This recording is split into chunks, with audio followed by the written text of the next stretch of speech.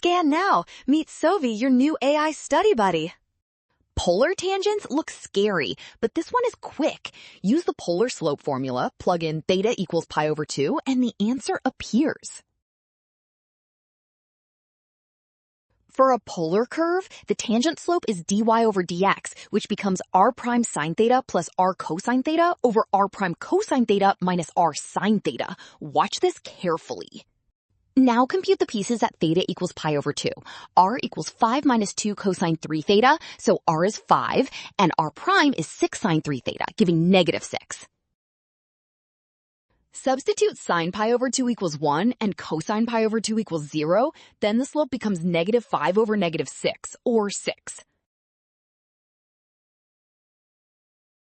Well done! Option C. Scan now, watch signs, and avoid rush. Trust the given values and check steps so the polar slope simplifies correctly.